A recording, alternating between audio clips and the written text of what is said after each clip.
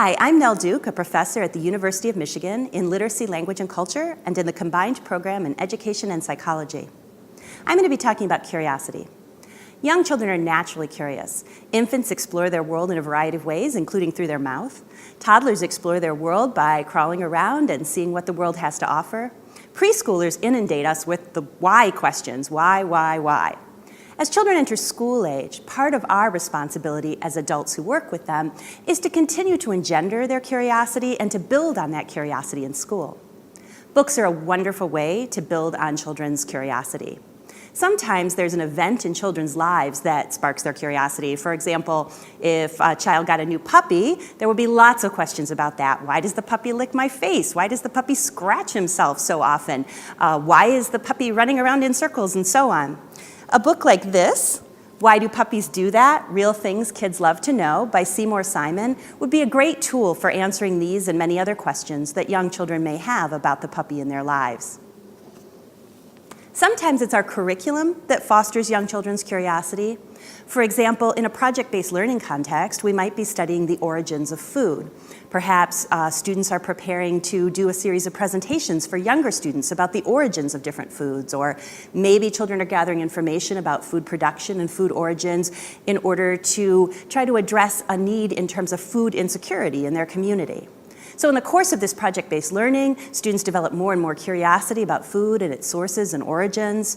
A tool that would be useful in that context would be this book, Chris Butterworth's How Did That Get in My Lunchbox? The Story of Food.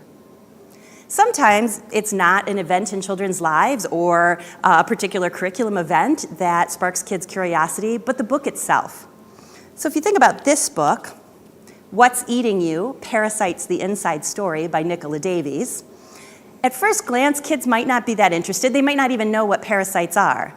But once you get to reading this book, it's very likely that kids' curiosity will be piqued. I'm just going to read a short excerpt here from the book, Parasite Champions. The parasite champion for bravest goes to a little copepod that lives between the teeth of the fiercest predator in the ocean, the great white shark. Biggest. Blue whales are the largest animals on the planet, so their tapeworms are big, up to 90 feet long. Weirdest. A copepod called Cymuthia that eats a fish's tongue, then lives inside its mouth, acting as a replacement tongue. Most beautiful. Plants can be parasites too. The world's biggest bloom is the flower of Rafflesia, a parasitic plant that lives inside trees and shows itself only when it wants to make its huge flower.